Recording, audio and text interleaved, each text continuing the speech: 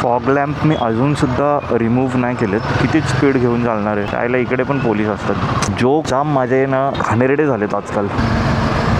आता असं समजू नका मी इकडून एवढा जर स्पीडमध्ये पास झालो आहे, कॅमेऱ्यात खूप जवळ दिसतं. हा इथून ना फिश आय इफेक्ट करतो. मी अजूनपर्यंत फॉग लॅम्प नाही काढलेत तर मला जरा भीती वाटायला लागली.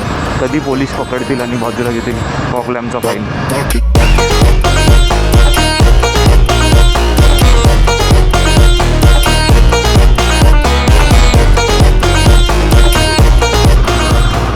गुड मॉर्निंग मित्रांनो, स्वागत आहे पुन्हा एका नवीन व्हिडिओमध्ये. माईक जरा ऑटो कनेक्ट होत नव्हता तर जरा थोडंसं चेक करायला लागतं. अच्छा. तर निघालो आहे आपण आपल्या ऑफिसकडे रोजप्रमाणे. आजही मागचे 2 व्हिडिओ माझे कसे वाटले तुम्हाला याबद्दल तुम्ही मला कमेंटमध्ये सांगू शकता. इथूनच एवढी ट्रॅफिक आहे. फॉग लॅम्प मी अजूनसुद्धा रिमूव्ह नाही केलेत.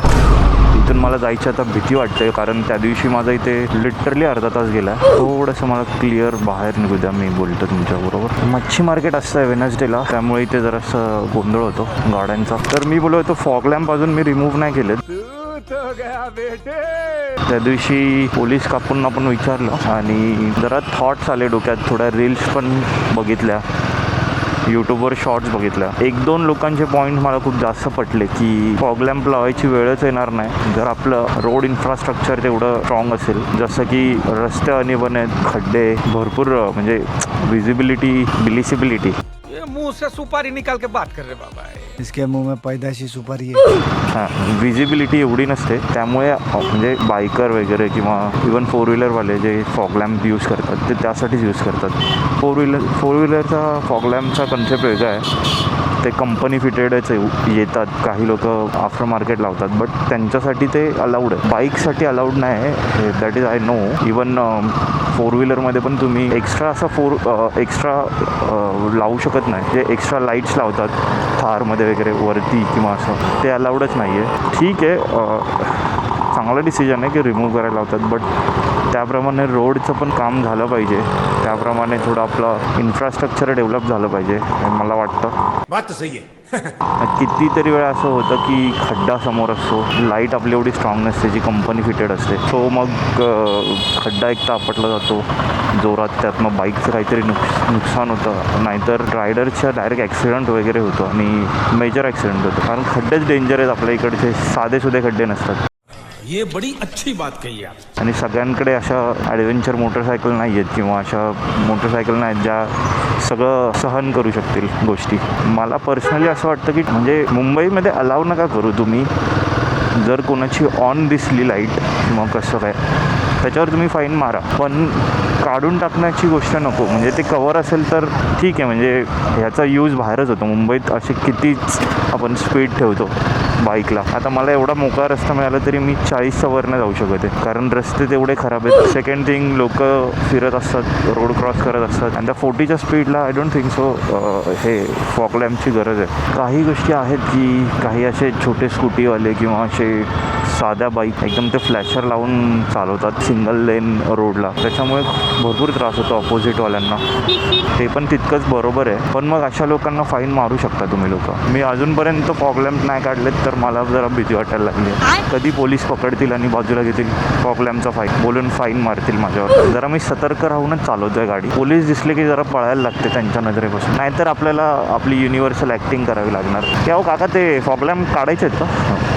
म्हणजे ते करावं लागणार. बहुत तेज हो रहा है, बहुत तेज हो रहा. आपल्याला आपल्या गाडीवर फाईन नाही पाहिजे जोपर्यंत आपण ती यूज करतोय. क्लीन ठेवायची आहे गाडी एकदम मला, विथ रिस्पेक्ट टू फाईन. तुमचं काय मत आहे की फॉग लॅम्प सोबत काय केलं पाहिजे? मला काय वाटतं ना की त्याची एक हे ठरवू शकतात, जशी हॉर्नची एक डेसिबलची कॅपॅसिटी आहे तशी ह्याची पण एक कॅपॅसिटी ठरवू शकतात. याच्यावर नाही लाईटचा यूज झाला पाहिजे वगैरे वगैरे, हे होऊ शकतं. मी तर प्राऊडली लावून फिरायचो, डेव्हिल आय लावून, रेड कलरचा डेव्हिल आय लावून मी प्राऊडली फिरत होतो डे टाईममध्ये. पण डेव्हिल आय फक्त एक DRL आहे ज्याचा काहीतरी असं म्हणजे थ्रो पण नाही किंवा असं कोणाच्या डोळ्यात पण नाही की बाबा आपली फॉग लॅम्प चांगली आहे, हे बघा त्याची रेड लाईट वगैरे वगैरे. तर यामध्ये कितीच स्पीड घेऊन चालणार आहे. त्याला इकडे पण पोलीस असतात. यायला भीतीच वाटायला लागली. आज काढणार मी ते फॉग लॅम्प, आज रिमूव्ह होणार. 101% झालेच पाहिजेत रिमूव्ह. काय आपल्याला सिग्नल हा मिळू शकतो?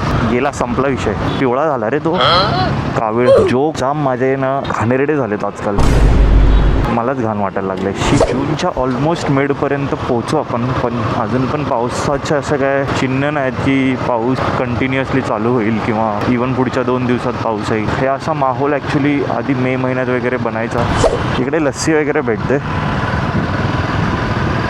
नाही, मिळते आईच्या गावात त्या मराठीच्या, म्हणजे माझ्या मराठी चांगलीच आहे. ज्या आईला मला सापडवतील मराठीवरून काय बोललं तर, हे माझ्याच मराठीमध्ये प्रॉब्लेम आहे. असं भेटतेला मिळतं आणि मिळतेला भेटतं, तिथे मिळते.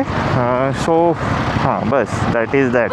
ब्रेक जरा कमी लागत आहेत, झालेत 12,000 किलोमीटर, म्हणजे 3,000 किलोमीटर नंतर ब्रेक पॅड वगैरे सगळं चेंज करून टाकायला पाहिजे असं वाटतंय. आत्ता पण करू शकतो, असं काय नाही. लेट सी जर काय प्लॅन झाला राईडचा वगैरे तर चेंज तर करायला लागतील, कारण ह्या ब्रेक्सवर नाही जाऊ शकत कुठे. एक नोटीस केलं मी की रॉयल एनफिल्ड म्हणजे ह्या हिमालयन 450चे ब्रेक्स मला एवढे काय प्रॉमिसिंग नाही वाटले. हे जात आहेत 7-10 हजार किलोमीटर नंतर जात आहेत. मागचा ब्रेक मी चेंज केला आहे 10,000च्या अराऊंड, 10,000 किलोमीटर्स. फ्रंट ब्रेक मी चेंज केला आहे 8,000च्या अराऊंड. कदाचित मीच जास्त यूज करत असेल ब्रेकचा, ते पण असेल.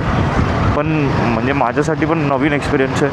150 cc नंतर होंडाची 350 cc जिची पॉवर ऑलमोस्ट 200 cc एवढी आहे, आणि त्याच्यानंतर डायरेक्ट 450 cc शिफ्ट होणं थोडंसं माझ्यासाठी पण डिफिकल्ट होतं. अच्छा, आता असं समजू नका मी इकडून एवढ्या जर स्पीडमध्ये पास झालो आहे, कॅमेऱ्यात खूप जवळ दिसतं. हा इथून ना फिश आय इफेक्ट करतो कॅमेरा, तर मग असं वाटतं ना की इकडच्या गोष्टी खूप अशा जवळ आहे, कंजस्टेड आहे, मी जाऊ शकत नाही. असं काही नाही आहे, भरपूर जागा असते. हे 1.5 बाईक एवढी जागा, त्याच्यात मी पास होतो आहे. तसं आता इथे तर 2 बाईक एवढी जागा आहे. पण मला नाही माहिती ते कॅमेऱ्यात किती दिसतं, कसं दिसतंय.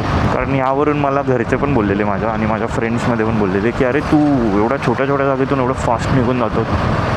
ॲक्च्युली फास्ट पण असं निघून जायचं, ॲक्सिलरेशनच जरा असं तगडं आहे, आपण फटकन असं निघायला जातो ना, तर ती गोष्ट असते.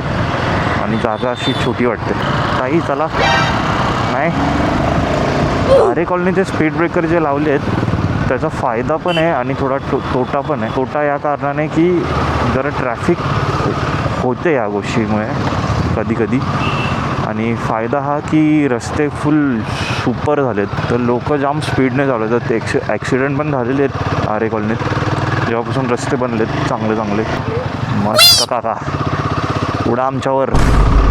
फोन इम्पॉर्टंट असेल जर तर बाजूला उभं राहून फोन घ्या, ब्लूटूथ लावा. इंटरकॉम जे असतात हेल्मेटचे तसे इंटरकॉम लावा. जर फोन तुम्हाला एवढेच इम्पॉर्टंट आहे, ऑलरेडी साईडला उभं राहून घ्या. नाही आहे इम्पॉर्टंट तर निघून जा, एका डेस्टिनेशनवरून पोचल्यावर घ्या कॉल. आणि दुसऱ्यांना रिस्कमध्ये टाकून काय अर्थ आहे फोन घेण्याचा.